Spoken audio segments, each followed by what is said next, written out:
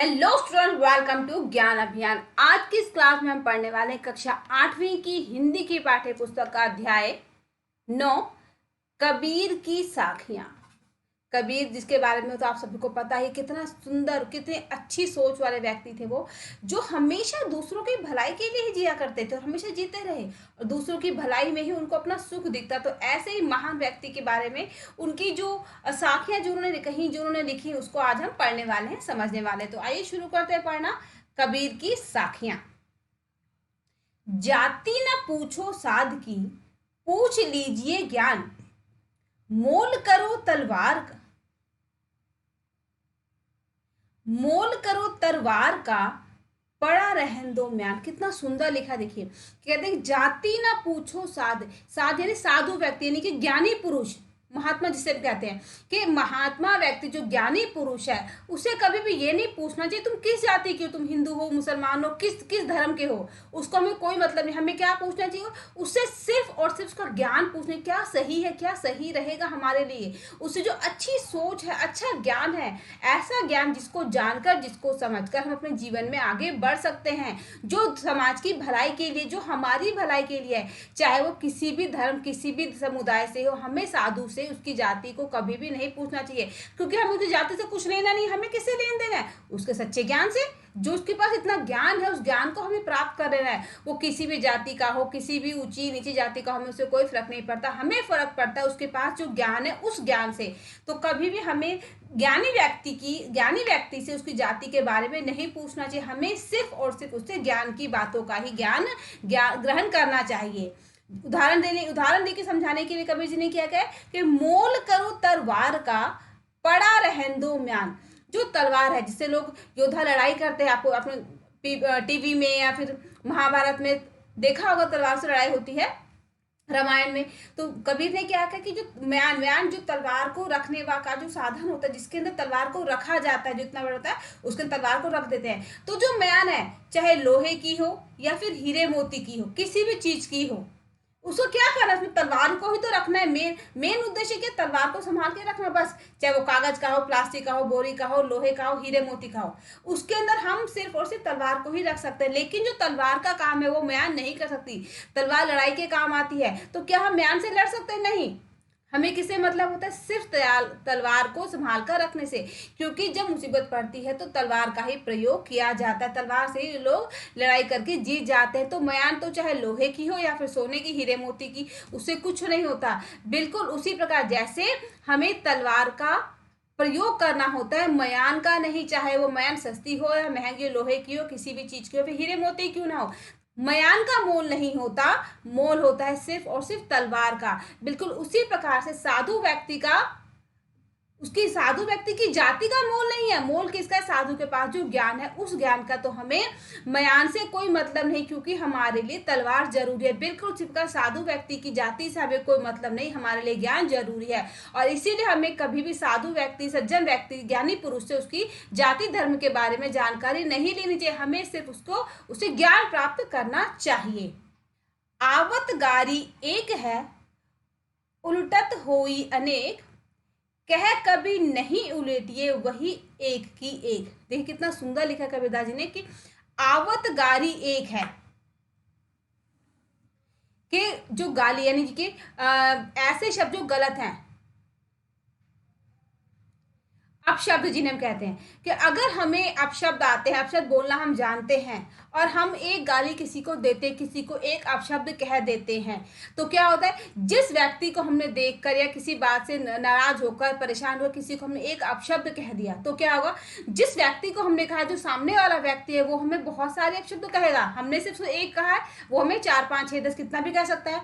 तो आवत गाली है कि हमें एक गाली आती है, एक अपशब्द आता है, और अगर वही अपशब्द हम किसी दूसरे व्यक्ति को कह देते हैं, तो वो उसके बदले में हमें बहुत सारे अपशब्द कहेगा। उल्टत हो ही अनेक, यानी वो हमें उलट कर हम पे वार करेगा, उसमें बहुत सारे अपशब्द कहेगा। हमने कितना कहा? सिर्फ एक, और हमें कितना सारा सुनने को मिल गया? ढेर सारा।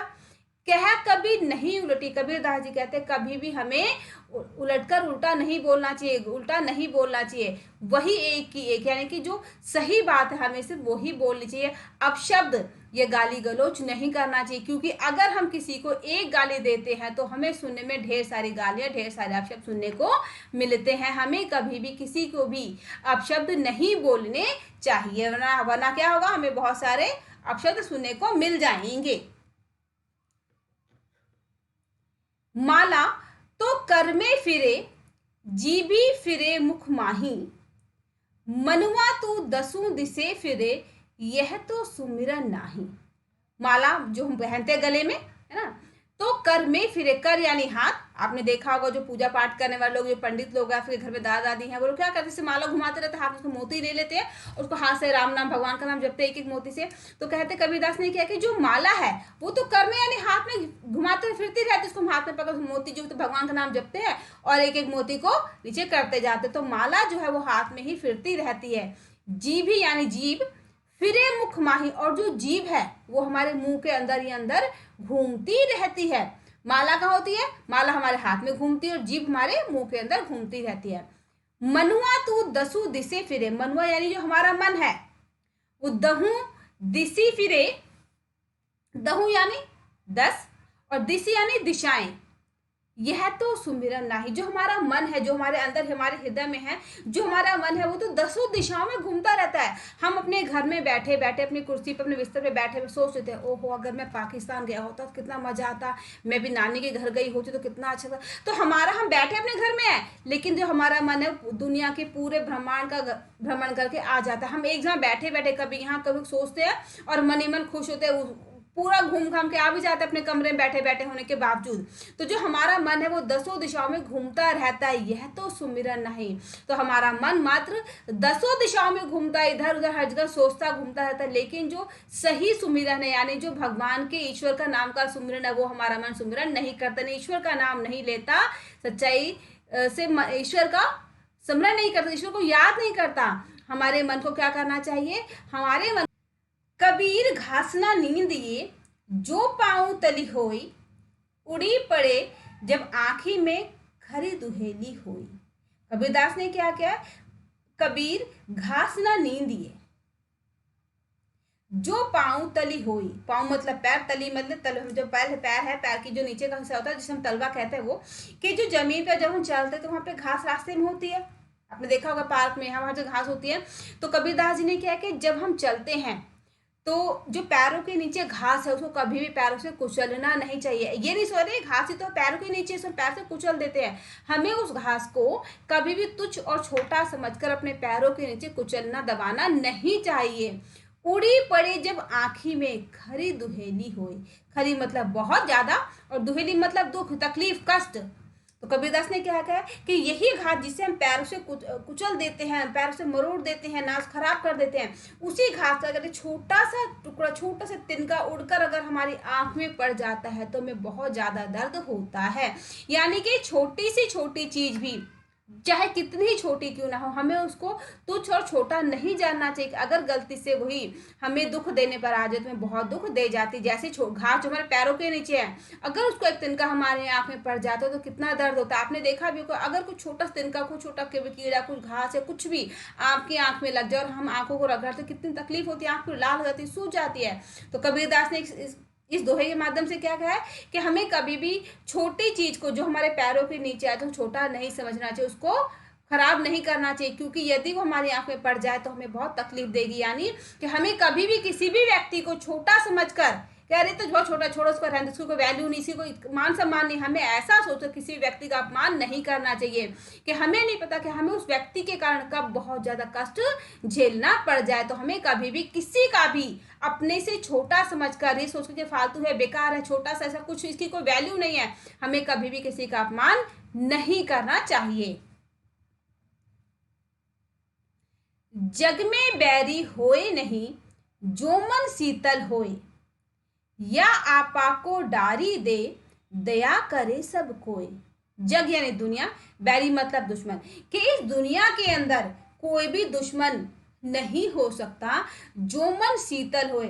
जब हमारा मन पवित्र है, हमारे मन में किसी भी व्यक्ति के लिए किसी भी प्रकार का कलेश, दुख, घृणा नहीं है, ईर्ष्या नहीं है, तो हमारा इस दुनिया के अंदर कोई भी शत्रु नहीं हो सकता, क्योंकि हम तो सबसे प्यार से मिल बांट कर रहते हैं, सबसे प्यार से बोलते हैं, शीतल वाणी बोलते हैं, कभी किसी का बुरा नहीं चाहते, तो हमारा दुश्मन को कैसे हो सकता है। तो यदि हम सभी का मिलजुल कर रहते हैं, अच्छे भाषा का प्रयोग करते हैं, शीतलता से सबके सामने आते, सबसे बात करते हैं, प्यार से, मोहब्बत से, शीतल शीतल वाणी से, मीठी वाणी से बात करते हैं, तो इस दुनिया के अंदर कोई भी हमारा दुश्मन नहीं हो सकता। या आपा को डारी दे, दया करे सब कोई।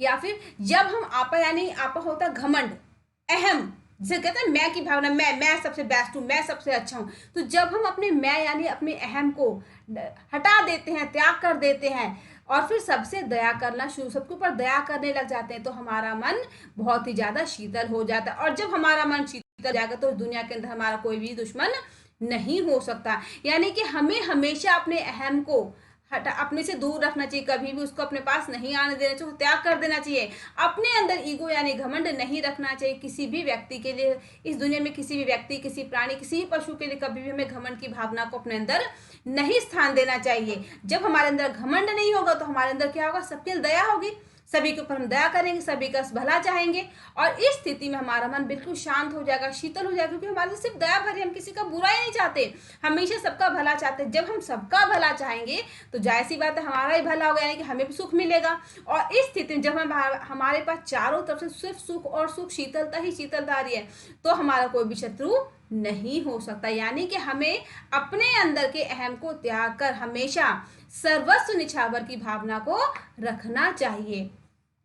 तो ये साखियां जो अभी हमने पढ़ी थी कबीर जी की लिखी हुई, बहुत ही सुंदर साखियां, जिनसे हमें सीख मिली है कि हमें हमेशा साधु से ज्ञान को ही पूछना चाहिए, ज्ञान को ही अपनाना चाहिए, ज्ञान को ही ग्रहण करना चाहिए, कभी भी किसी को भी अपशब्द नहीं बोलने चाहिए, ईश्वर का स्मरण करना चाहिए, किसी भी छोटे से व्यक्ति का, किसी व्यक्ति को छोटा मानकर उसका अपमान नहीं करना चाहिए, और सदैव दूसरों के प्रति अपने मन में दया भाव को रखना चाहिए, अपने वाणी को शीतल रखना चाहिए। तो मुझे उम्मीद है कि साखियां कबीरदास जी की जो हमने अभी पढ़ी आप सभी को बहुत पसंद आई होंगी और अच्छे से समझ में भी आ गई होंगी। तो मिलते हैं अपने एक दूसरे वीडियो में, तब तक के लिए गुड बाय। उनको भी ईश्वर के नाम का स्मरण करना चाहिए। तो क्या कि हमारा जो मन है वो यहाँ वह सब जगह घूम कर आ जाता है, लेकिन प्रभु का नाम नहीं लेता।